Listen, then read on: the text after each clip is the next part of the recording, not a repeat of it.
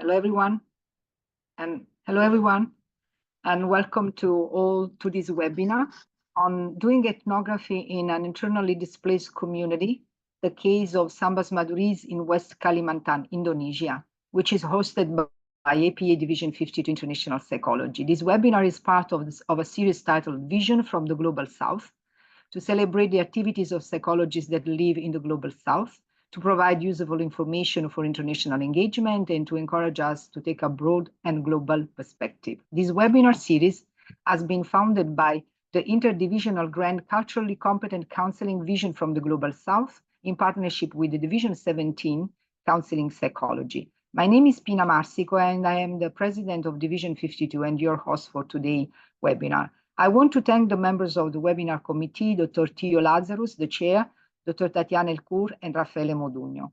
Before we begin, our online audience have the ability to ask questions by typing them in the chat box located at the bottom left of your screen. Please feel free to type your question during the presentation, and Dr. Elcour will be making note of them, organizing them, and during the last 10-12 minutes, she will present them to our speaker for discussion.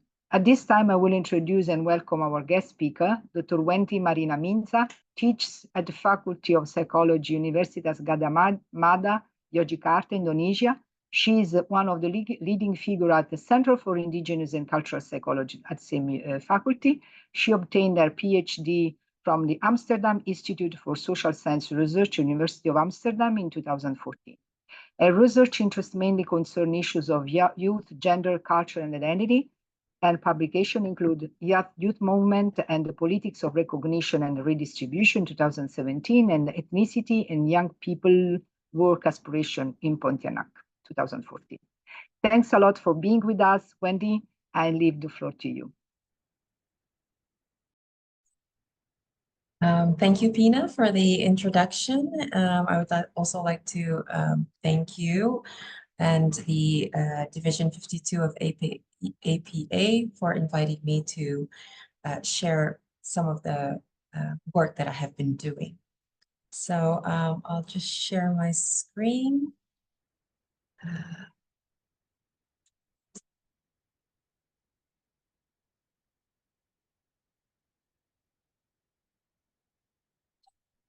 Yep. Is it visible, Pina? Yeah, okay.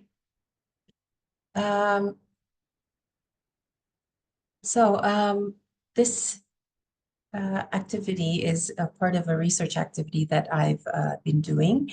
Coming from both psychology and anthropology, most of my work is done through ethnography as an approach. And this time my work focuses on the Sambas Madurese, as is seen in the title. Just a bit of an introduction to Indonesia and West Kalimantan for the audience, just in case you are not familiar with the area. So this is Indonesia, and the capital of our country is Jakarta. This is Java Island, which is basically the main island in the context of it has been the center of development throughout the years. And this is the area of research. This is West Kalimantan. As you can see, it shares its borders with Malaysia in the north. And West Kalimantan's capital is Pontianak. This is the capital. Most of my, or the Sambas Madurese are those who were in Sambas and were evicted from this city. It's a coastal city in the northern part of West Kalimantan. In its historical context, the previous generation of the displaced Madurese, who is part of this research, the previous generations come from this small island here in Java called the Madura Island.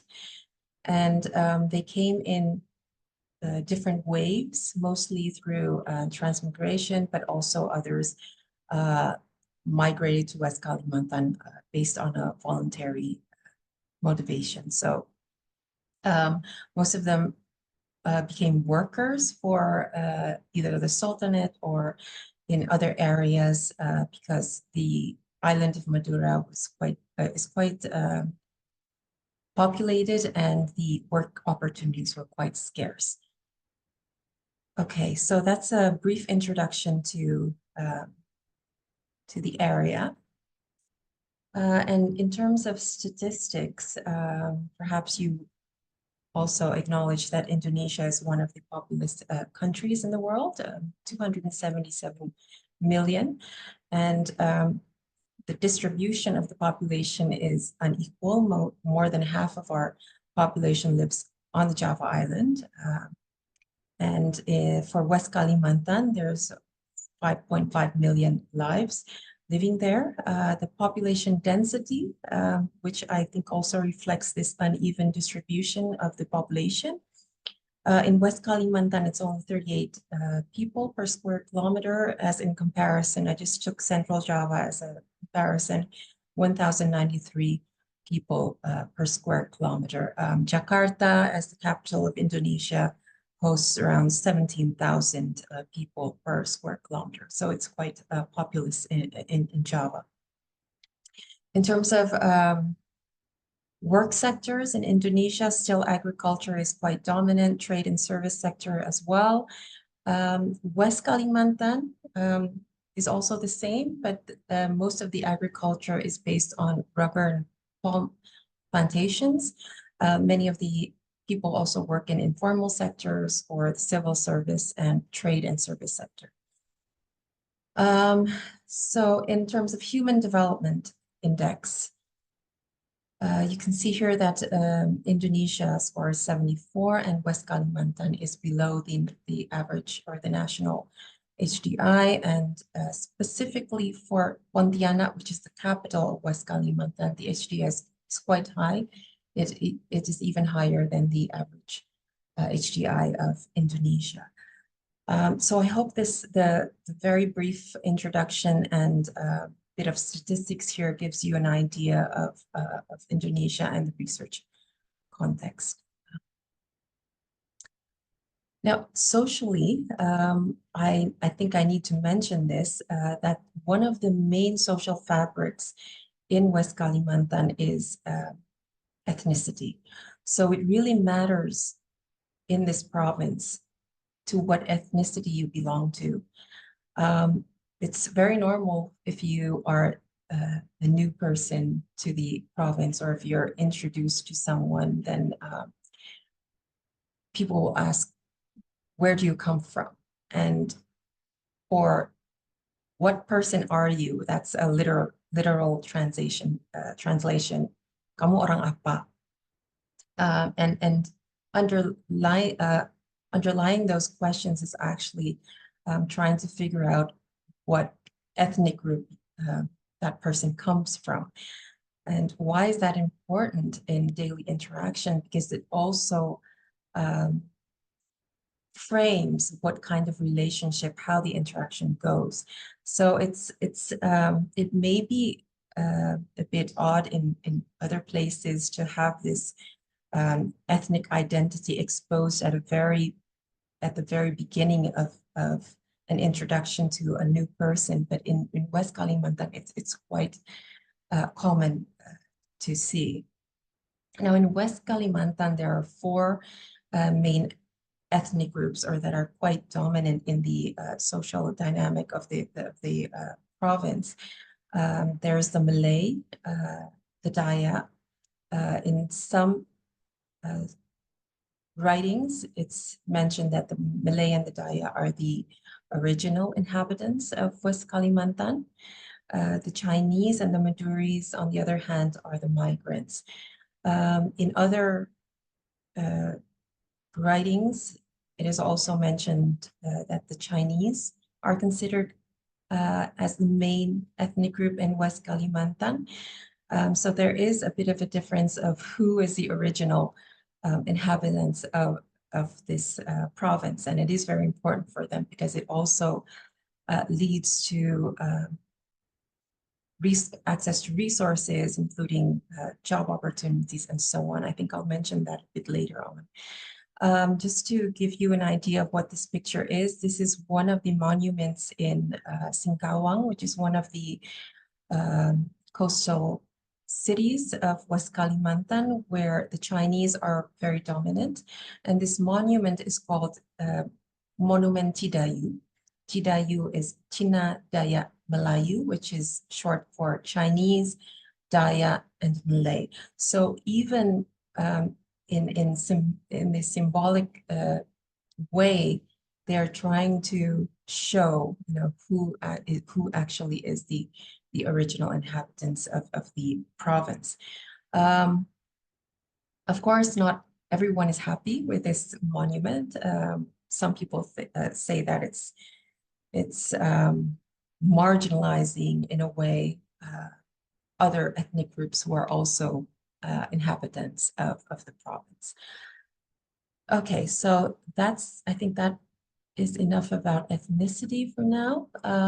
Now I go to the context of the Sambas conflict that was the beginning of the evacuation of or the eviction of the Sambas Madurese.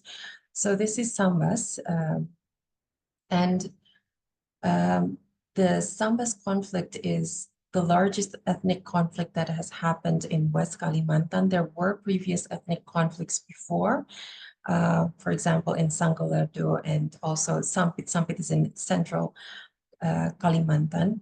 But for West Kalimantan, this is the major ethnic conflict happening. And it was between the Madurese versus the Malay and also the Dayak. So it was a combination of the Malay and the Dayak against the Madurese. And it was triggered by, daily happenings, I think 3 times in January, February, and March of 1999. One of these daily happenings or events was a dispute between a Malay bus driver and a Madurese passenger. If you want to know more about that, there's a lot of resources online about this conflict. One of the implications of this was the eviction of around 50,000 Madurese from Sambas. Many of them fled to Pontianak, and the government set up, along with NGOs, started refugee camps in various areas in the capital of the province. They stayed in the refugee camp for around 1 or 2 years, and then a resettlement area in Sungai Raya sub-district, which is here in C, was provided. And the Sambas Madurese were given a choice whether they would like to go to the resettlement area as provided by the government, or they were given some cash to find a place of their own. So that happened around 2001.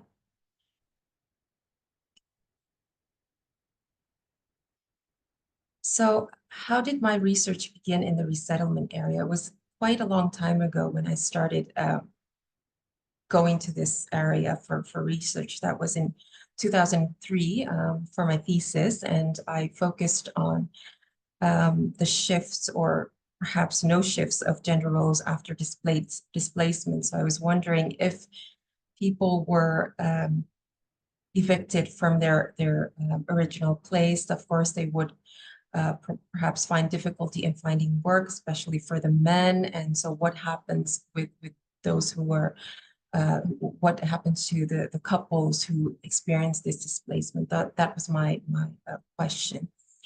And after 20 years, I was wondering, okay, so what has happened to the Madurese community in that resettlement area? Have they changed? How are they doing? How are they integrating with the local community?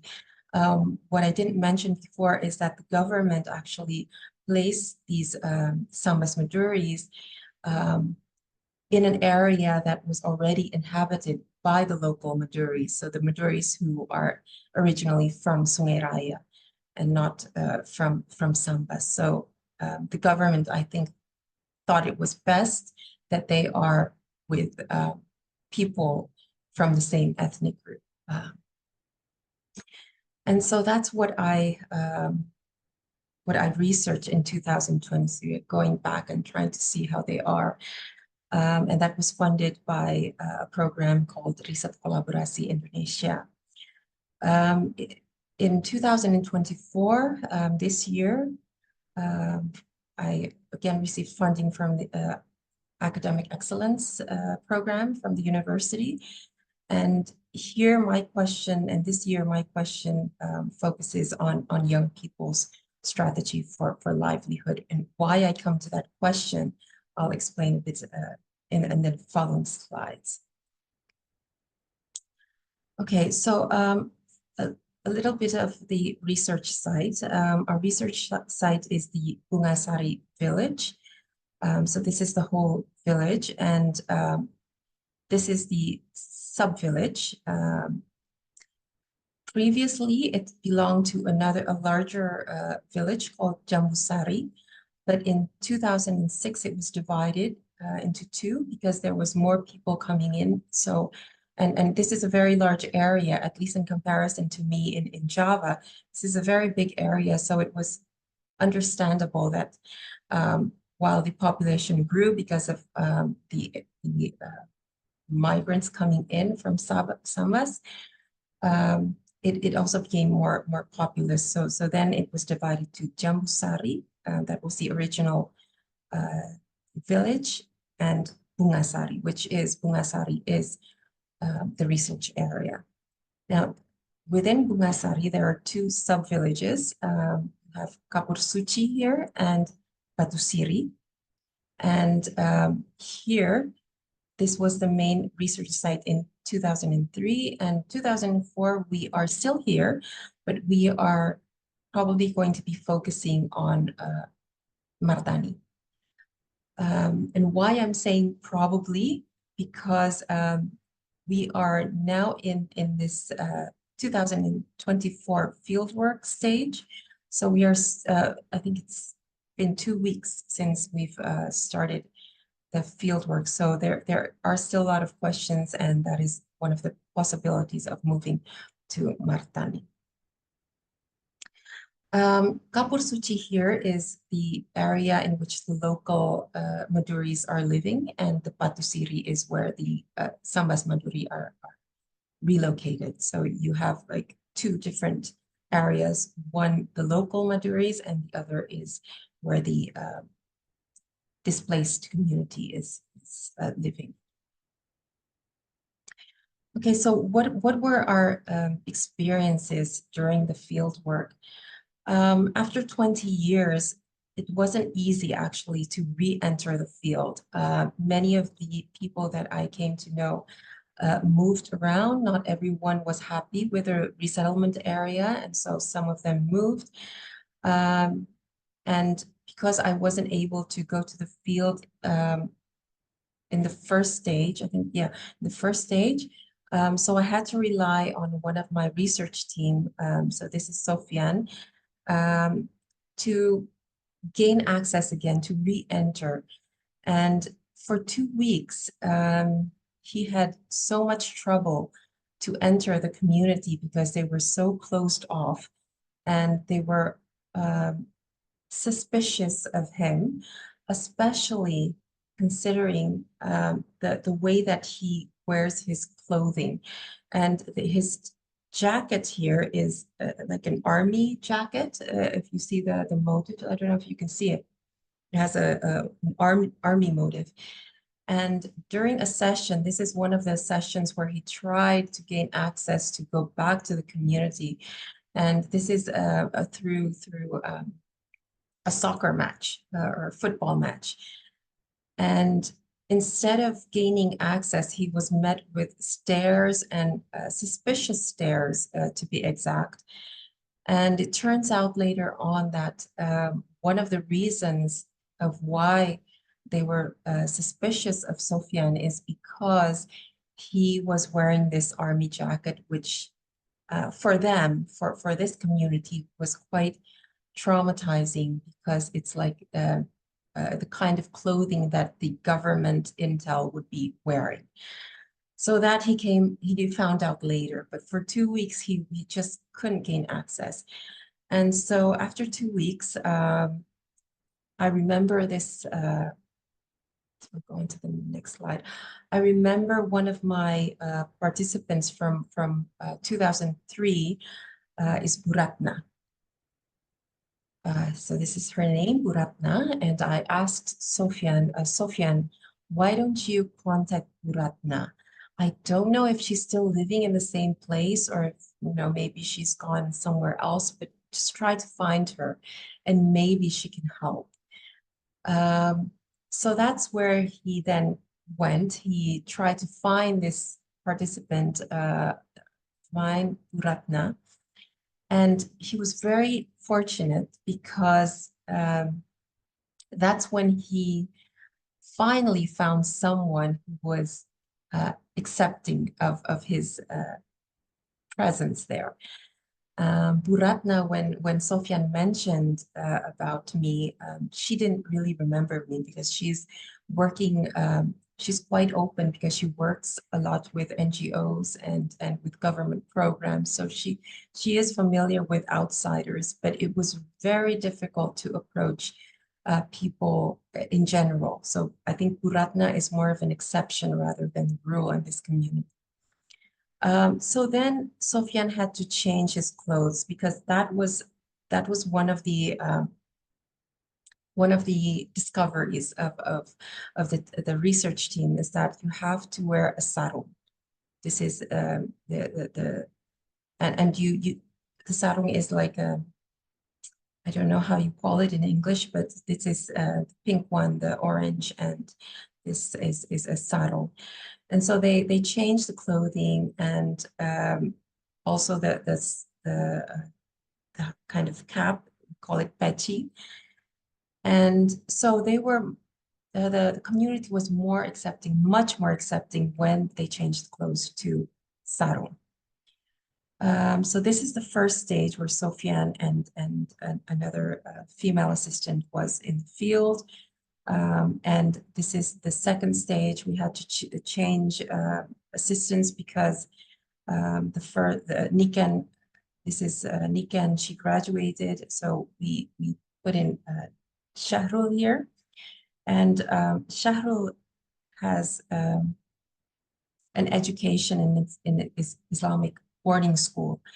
And so he was, so the community was very open to him, and they were very happy to have him, because the Madurese community are also a very tight-knit community, and they regard religion, in this case Islam, as very important for their daily life.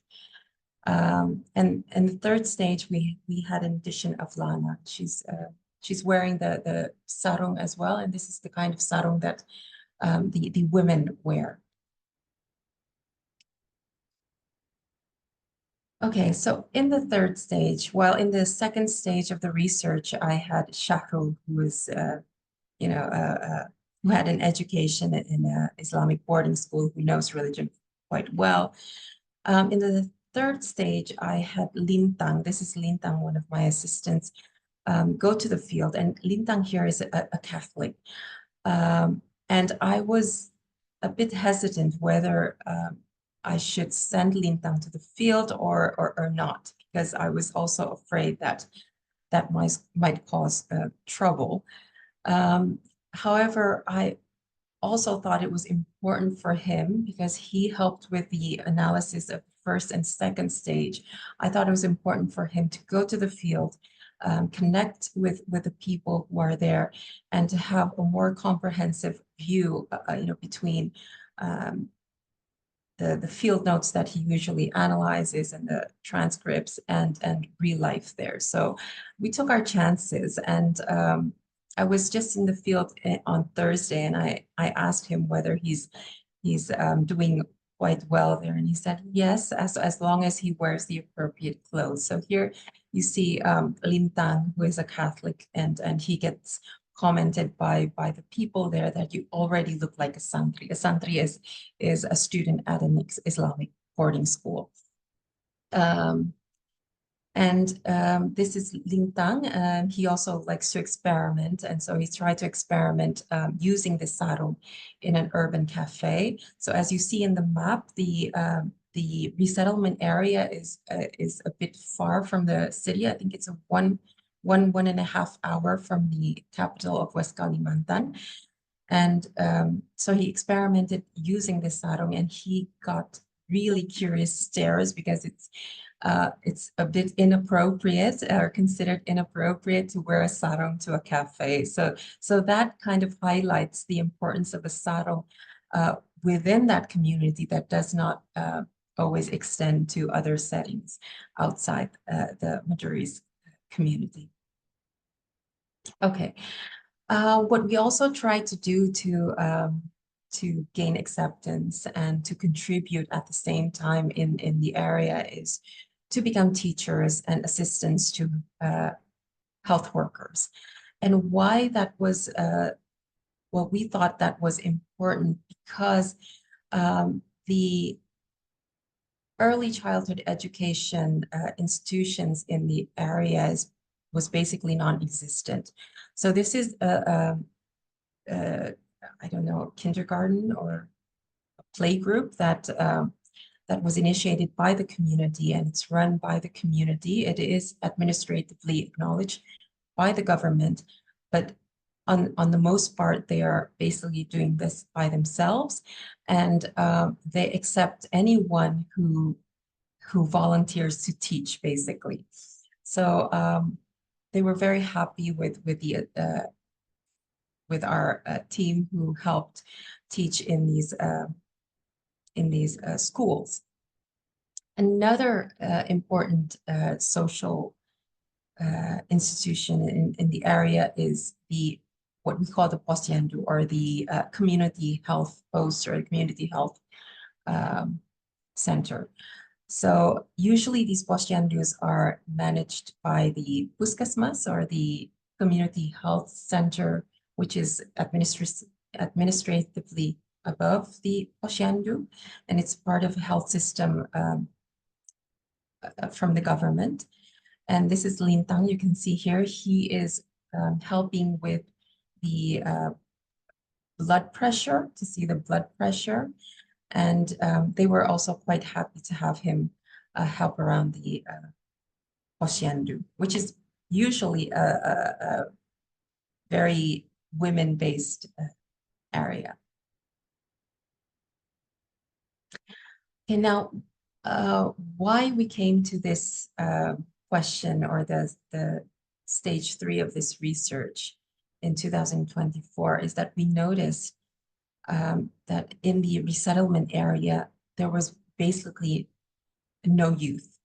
It's either children or elderlies, maybe young women, but young women with children who are married and have families. And what we noticed as well is that most of the first generation of the Sambas Madurese have quite low education levels. Some, I think most of them do not have education beyond the elementary school level. It is better for the second generation. We can see that they have higher education levels. Many of them go to Islamic boarding schools. Some of them go to public schools, but because the Madurese regard religion as very important, they value education in religious institutions much more than just public or state schools. That's often the reason that they say that they prefer Islamic boarding schools. However, formal schools are also often expensive, and formal in this sense is public schools or schools run by the government that has a good religious education. They are quite expensive. So some of the youngsters, they go to Islamic boarding schools, but schools that are also initiated by the community. We found that around 6 youngsters are in college or in university. However, they also mention about many discrimination that they receive in the university setting. So it does this idea that the Maduris are lower in terms of a group, even in university settings, is still quite apparent.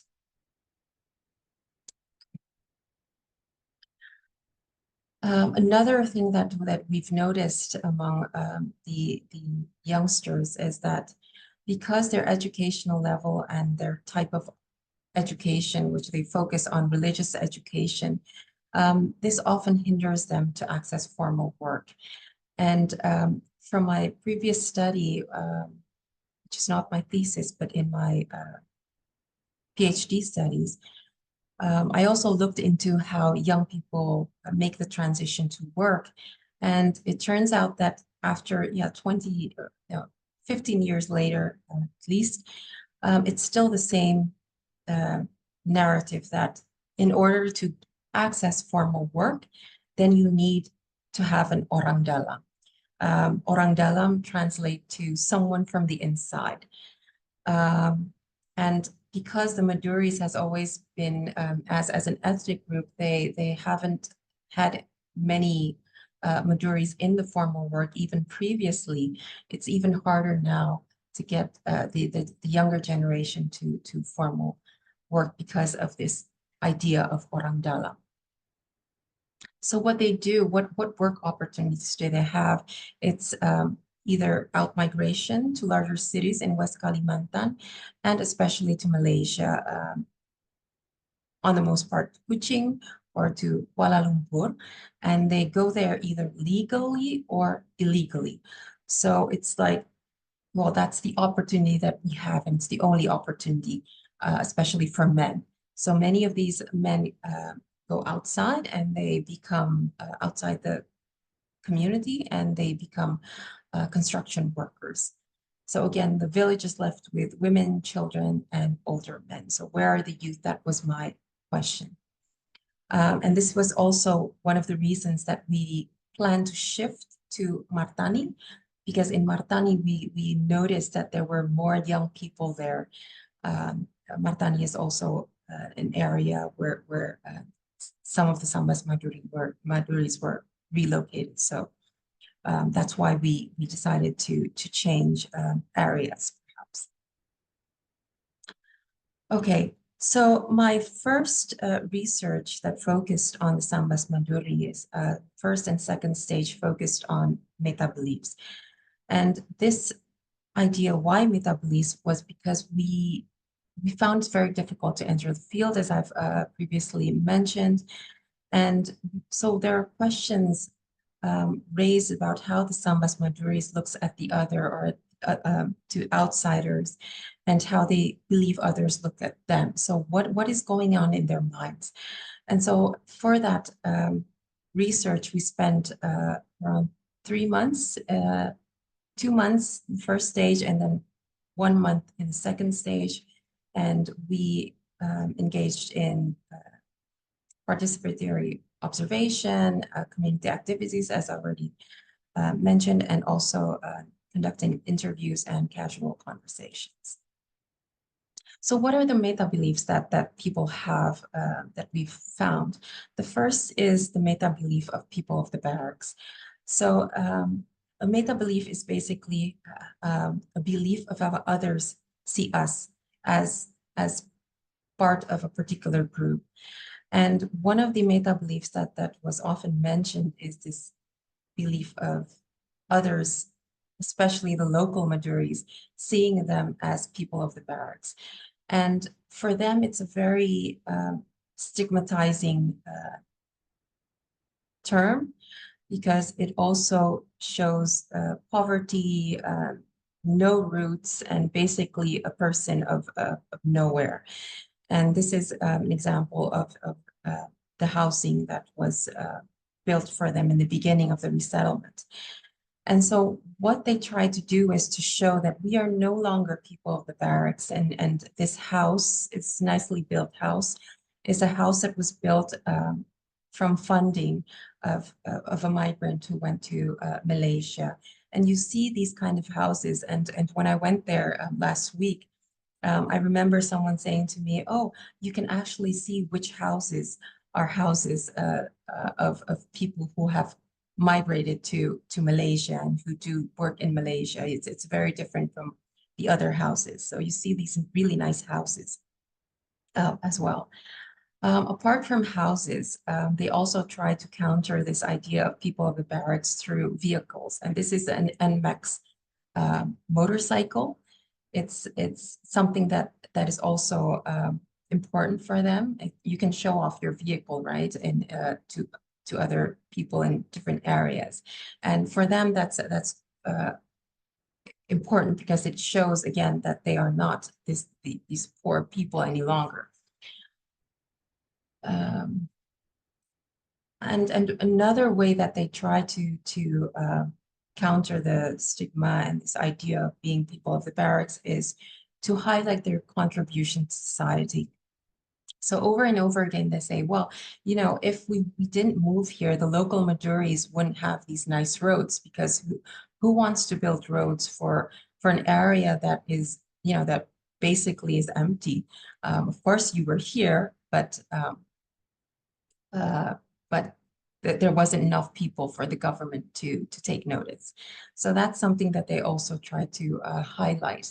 And apart from roads, also markets. So before the resettlement began, the market was quite far, I think around 1 hour from the area. And now you can see like several markets along the way from the capital of Pontianak to the resettlement areas. That was something that they also highlighted.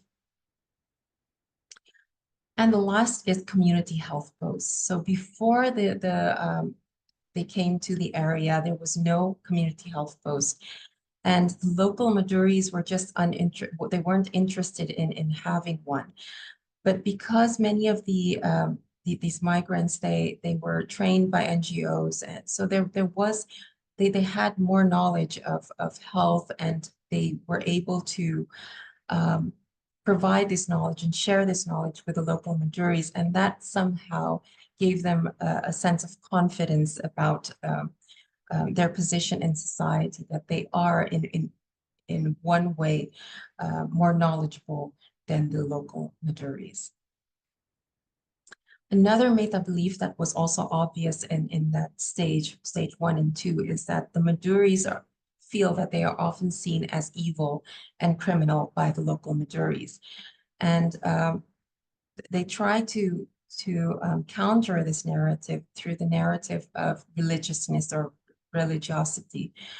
And one of those expressions is to highlight or to underline religiousness.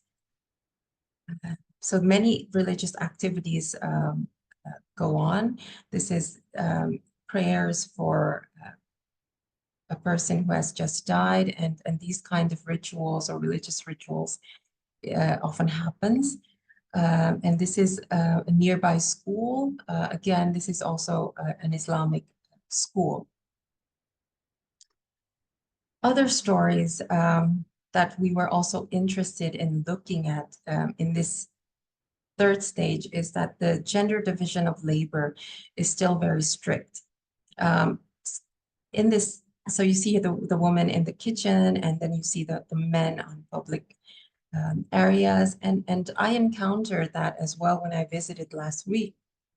This is my visit to Buratna's house, and I was chatting a bit, I think 5 or 10 minutes in the living room with the other men, and Buratna immediately says to me, come on, come to the back. And so all the women, including Lana here, we shifted to the kitchen area. And what she said is quite interesting. If I let you stay in the living room, then you are still a guest. But if I ask you to come to the kitchen, then you are part of the family. So that was quite interesting. How can you, like, is that just about being part of a family, or is it also about me being a woman, or maybe it's both? And then the second issue that we are also interested in is about marriage and divorce in this community. We found out from the one of the health workers that there are many unregistered marriages. Many don't have a marriage certificate, which means that the government doesn't acknowledge their marriage. And it's only marriage through religious ceremonies. And with that said, that also has implications to how marriages are maintained. If you only go through religious procedures of marriage, then it's easier for divorce. And we see that quite often in this, we see that that has happened quite often in this community. Another implication of that is administration processes of birth certificates are also hindered because the state doesn't acknowledge the marriage. And we met this really wonderful midwife. She's still new, and I think she's very idealistic. So she is the one who is trying to help the community with birth certificates. And if the father's names are misspelled or different from the child's birth certificate, then they can just like sign the statement of absolute responsibility or something like that. So there is this issue, and we'd like to see what, more and want to know more about this, but these are just some things that we picked up from the field that is like an extra story outside what we've initially wanted to research. So I've come to the end of my presentation and sharing the research, and I'd like to introduce you to the team, because of course I didn't do this alone. This is my team during the first and second stage. See Sofian, and this is Nurdianto, who wasn't in the pictures before. He is the manager of the research team. And we have Lana here, as I said, she's just joined, and this is Buratna, who is the host of the research team. So we're staying at her house, and she's basically part of our team because she's been our nutrition section. So she's cooking, and she's Lintang. He gained like 6 kilograms after being in the field. So that's due to Buratna. So thank you very much for the time and the opportunity, and also for being here. So if there are any questions or comments, very welcome. And my team is here as well, so they can also help answer. Okay. Back to you, Pina. Thank you. Okay, thank you very much. I think I leave the floor to Tatiana for her to lead this part of the webinar.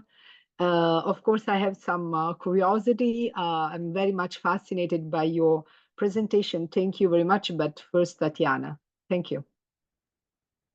Thank you, Pina, and thank you very much, Dr. Wenty. This has been a really amazing presentation. So the floor is now open for people to pose their questions. So far, we don't have any question yet, but I do have a couple of questions for you based on what you have inspired us. And I think number one is, I'm just curious to know what inspired you to do such work. As in the field of international psychology, what really inspired you to do it? Yes, thank you for the question, Tatiana. Well, I started doing research in West Kalimantan in 2002, and that was because it was an assignment. So initially it was that, and I was amazed at how the social relations work in the province. I mean, it's Indonesia, but the way that people relate to each other is very different, and how, I mean, ethnicity is important in a way, but it's so important in this province that yeah, there were so many questions in my head of how does it work? Like, and throughout the years studying or doing research in this province, that's how I came to understand that it is a major thing. So that's something that I think sparked interest over the years. Yes. Brilliant. Thank you very much. We do have a few other questions. So the second question is, what's the main barrier for people in accessing the education system? Well, I think one of the major barrier is finance. So I think it's different perhaps in certain countries where access to education is basically free. In Indonesia, if you go to public schools, only recently it's free of tuition, but then you also have other costs. And the Maduris, they come from a generation of workers, of those level workers, and somehow the Maduris from Sambas, they work in the agriculture, but they are farmers who, most of them are farmers who don't get enough income. I think that's one of the major access to education. Another, I think, is probably in terms of aspiration or educational aspirations, perhaps. What we noticed in the field work in stage 2, I think it was, or yeah, stage 2 and 3, is that because they are so exclusive in a way, I don't like to use the word, but they are very closed. Opportunities or exposure to alternative ways of living and for perhaps work opportunities or education is also quite minimum. And before I went back to Jogja from the field last week, I also had discussions with the assistants. And we don't have a very solid plan of what to do next in terms of, I don't know, community intervention or something that we can do for the community. But one of the things that came to mind is to have some kind of exposure to the outside world. Because one of the participants had a chance to go to Java, and she was amazed at how craft making can be an alternative for income. And if that is the case, then I think that, you know, we can have them do something or activity, you know, provide them some kind of activity that exposes them to life outside the community. I think that's, yeah. Great. There's another question that relates to conflicts among different groups of students. So is there any conflict among the group of students at the school, particularly as the new generation?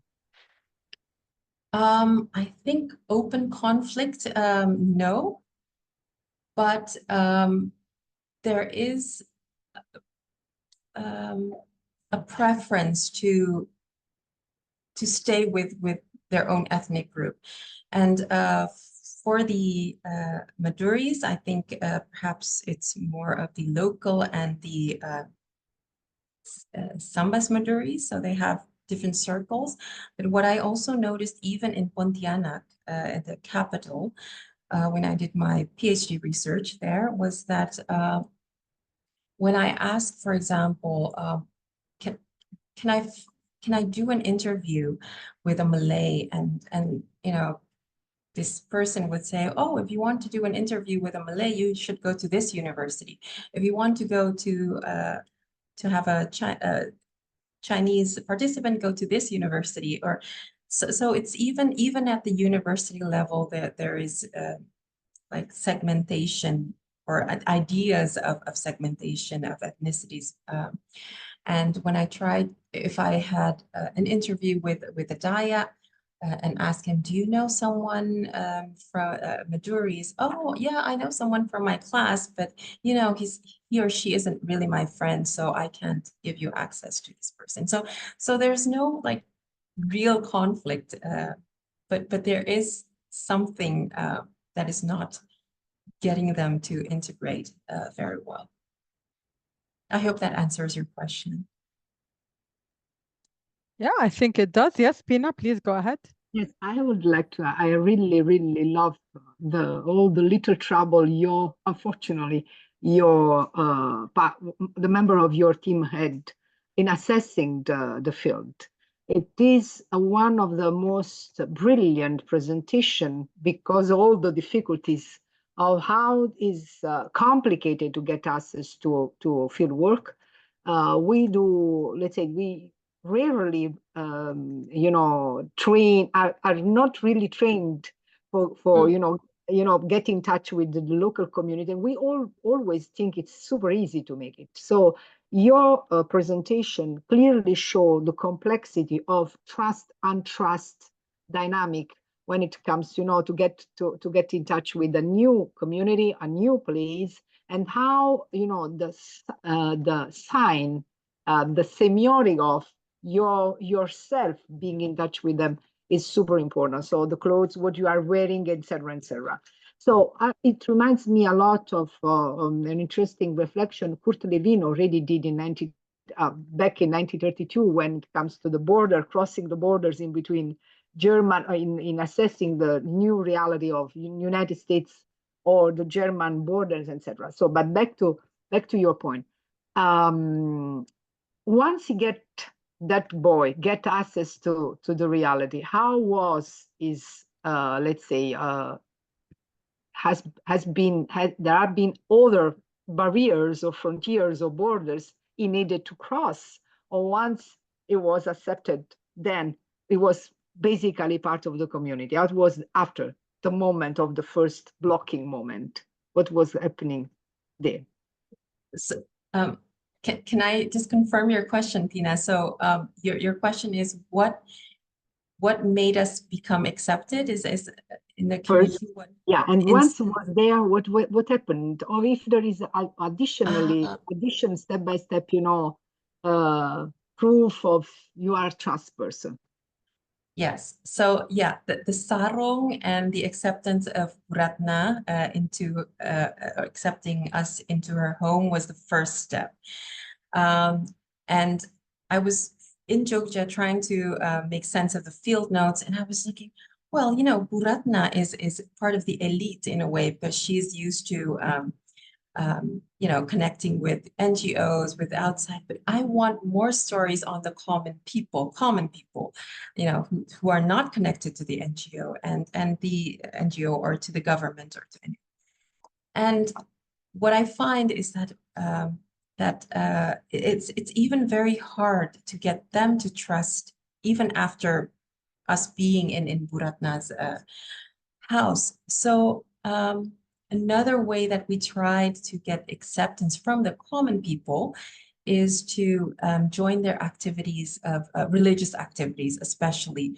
And I also mentioned one of our assistants being educated in an Islamic boarding school. And the moment that he was presented in the community, everyone was like, wow, he can read the Quran very well. And that was also a moment where more people started to trust us as a research team. So it was actually a step-by-step.